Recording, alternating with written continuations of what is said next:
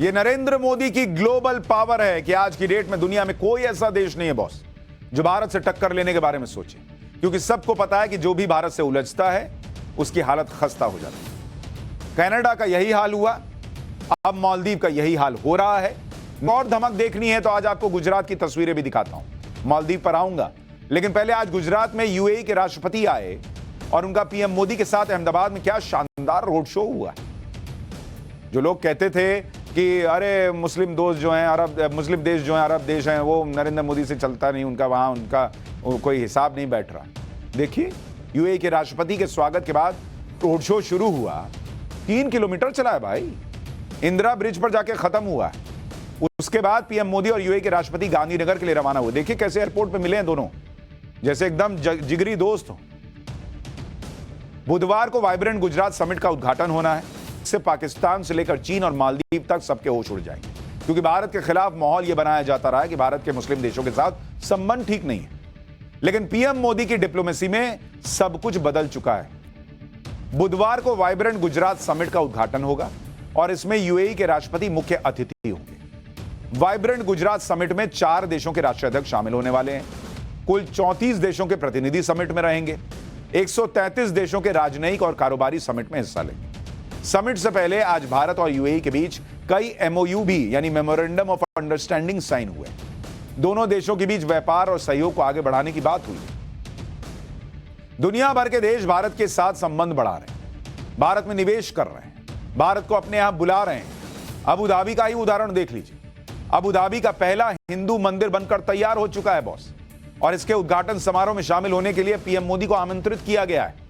प्रधानमंत्री मोदी 13 फरवरी को Abu Dhabi की यात्रा पर जाएंगे और मैं भी जाऊंगा वहां अबू धाबी, और आपको वहां से पाठशाला में पूरी रिपोर्ट दिखाऊंगा कि क्या शानदार मंदिर बना है मुस्लिम देश में। खास बात यह है कि अबू धाबी के पहले हिंदू मंदिर की आधारशिला भी 2018 में प्रधानमंत्री मोदी ने ही रखी थी। यानी विदेश में भी पीएम मोदी का रिकॉर्ड कायम है कि जिसकी आधारशिला रखी उसका उद्घाटन भी पीएम मोदी के सामने ही होगा। पिछली सरकारों वाला हिसाब नहीं है कि हमने आधारशिला रखी या रिबन कोई और काट रहा। मोदी आधारशिला रखते हैं, मोदी ही रिबन काटते हैं। जिस भारत का दुनिया में इतना जलवा है कि मुस्लिम देशों में हिंदू मंदिर बन रहे हैं, हिंदू मंदिरों के उद्घाटन के लिए पीएम मोदी को खासतौर पर बुलाया जा रहा है, जिस भारत से दुनिया को अपना भविष्य दिख रहा है, उस भारत से मालदीव जैसा छोटा सा चुन्नू सा देश लड़कर क्या हासिल करेगा बॉस? अपना ही ना नुकसान कराएगा। और यह बात मालदीव के अंदर चल रही है, इसी वजह से वहां पर बगावत जैसी हालत हो गई। भारत से पंगा लेकर मालदीव के राष्ट्रपति मोहम्मद मोइजू ने अपनी कुर्सी खतरे में डाल दी। चीन के दौरे पर गए मोहम्मद मोइजू ने शायद ही सोचा होगा कि वो अपने देश में इस तरह से गिर जाएंगे, क्योंकि एंटी इंडिया और एंटी मोदी बयानों के खिलाफ मालदीव के विपक्ष ने ही मोहम्मद मोइजू की सरकार के खिलाफ मोर्चा खोल दिया है। मालदीव की 2 विपक्षी पार्टियां एमडीपी और डेमोक्रेट्स मोहम्मद मोइजू के खिलाफ अविश्वास प्रस्ताव लाने की तैयारी कर रही हैं। मालदीव के संसदीय अल्पसंख्यक नेता अली अजीम ने मालदीव के राष्ट्रपति को हटाने के लिए अभियान तेज कर दिया कि हटाओ इस आदमी को, ये तो बर्बाद कर देगा हम लोग को। अली अजीम ने मालदीव के मौजूदा राष्ट्रपति को हटाने के लिए अविश्वास प्रस्ताव लाने की मांग की है। अली अजीम ने इसके लिए एमडीपी पार्टी से सहयोग भी मांगा है। एमडीपी यानी मालदीव डेमोक्रेटिक पार्टी मालदीव की मुख्य विपक्षी पार्टी। एमडीपी के नेता और मालदीव के पूर्व राष्ट्रपति इब्राहिम सोलेह ने भी नरेंद्र मोदी के खिलाफ आपत्तिजनक टिप्पणी का विरोध किया है। मालदीव के एक और सांसद मकाइल नसीम ने संसद में विदेश मंत्री को समन करने की मांग की है। उन्होंने मालदीव के मोहम्मद मोइजू सरकार की विदेश नीति को नाकाम बताया है कि फेल है ये लोग, ये देश को बर्बाद कर देंगे जिस तरह से इंडिया से लड़ने और भिड़ने की सोच रहे हैं। जब से मालदीव की मोइजू सरकार के मंत्रियों ने भारत और पीएम मोदी के खिलाफ कमेंट किए, तब से ही मालदीव के विपक्षी नेताओं ने अपनी ही सरकार के खिलाफ मोर्चा खोला हुआ है। मालदीव के पूर्व राष्ट्रपति इब्राहिम सोलीह ने कहा है कि भारत के खिलाफ मालदीव सरकार के मंत्रियों की नफरत भरी भाषा निंदनीय है। भारत हमेशा से मालदीव का एक अच्छा मित्र और सहयोगी रहा है। इस तरह की टिप्पणियों से दोनों देशों की दोस्ती पर नेगेटिव प्रभाव डालने की अनुमति नहीं देनी चाहिए। भारत के साथ संबंध मालदीव की सुरक्षा और समृद्धि के लिए बेहद महत्वपूर्ण है। भारतीय अगर मालदीव का बहिष्कार कर देंगे तो हमारी अर्थव्यवस्था चौपट हो जाएगी। इस तरह के अभियान से उबरना मुश्किल होगा। भारत हमेशा हमारा सहयोगी रहा है। हम भारत और भारतीयों से प्यार करते हैं। मालदीव में उनका हमेशा स्वागत है। सरकार से इस मुद्दे को हल करने के लिए गंभीर कार्रवाई करने की मांग करते हैं। मालदीव की पूर्व रक्षा मंत्री मारिया अहमद दीदी ने कहा है कि भारत से बिगड़ते रिश्ते राष्ट्रपति मोइजू के प्रशासन की नाकामी। यानी पूरा विपक्ष, पूर्व बड़े नेता सब कह रहे हैं कि भारत के साथ ये जो हो रहा है, रिश्ते बिगड़ रहे हैं, ये मालदीव को बर्बाद कर देंगे।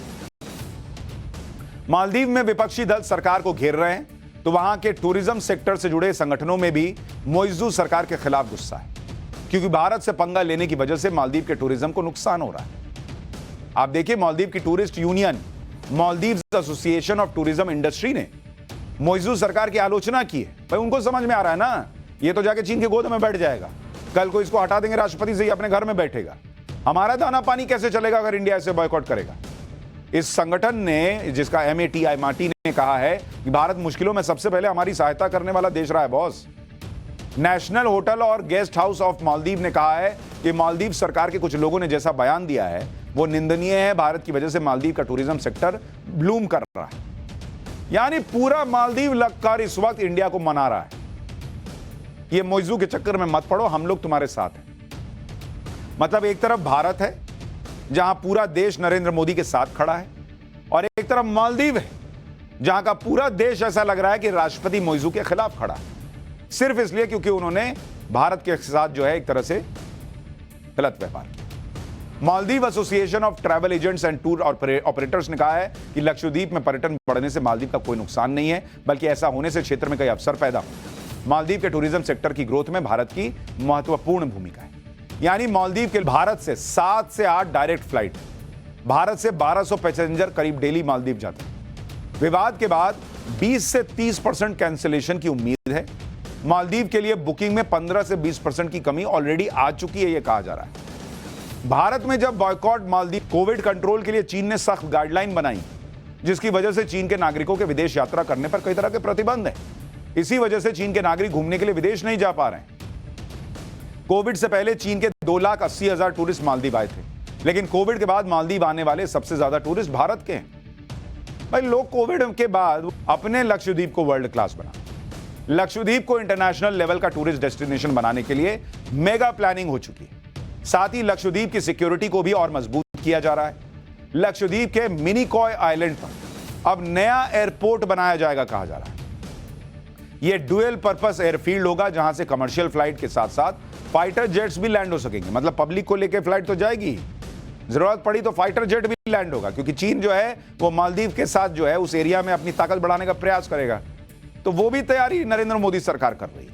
एयरफील्ड बनने से अरब सागर और हिंद महासागर में चारों तरफ से निगरानी रखी जा सकेगी। एयरफोर्स और नेवी दोनों के लिए हिंद महासागर में ऑपरेशन आसान हो जाएगा। लक्षद्वीप के कवरत्ती आइलैंड पर इंडियन नेवी का बेस ऑलरेडी है और वहां INS द्वीप रक्षक मौजूद है। लक्षद्वीप में फिलहाल एक ही एयर स्ट्रिप है जो अगाती आइलैंड पर मौजूद है। लक्षद्वीप में नया एयरपोर्ट बनने से हिंद महासागर में भारत की पकड़ और मजबूत होगी, इससे चीन को झटका लगेगा। इसके अलावा कई ग्रुप लक्षद्वीप में होटल और लग्जरी गेस्ट हाउस बनाने वाले हैं। यानी पूरी तरह से अब लक्षद्वीप को आगे लेकर जाना ही लक्ष्य है। लेकिन उधर मोइजू सरकार अपना माथा पीट रही है कि किस इंडिया से भिड़ गया, हमने तो सोचा भी नहीं था कि ऐसा होगा। और मोइजू की सरकार ही गिर जाए तो भी बहुत आश्चर्य नहीं होना चाहिए। वहां सरकार गिरेगी या नहीं गिरेगी, यहां बहुत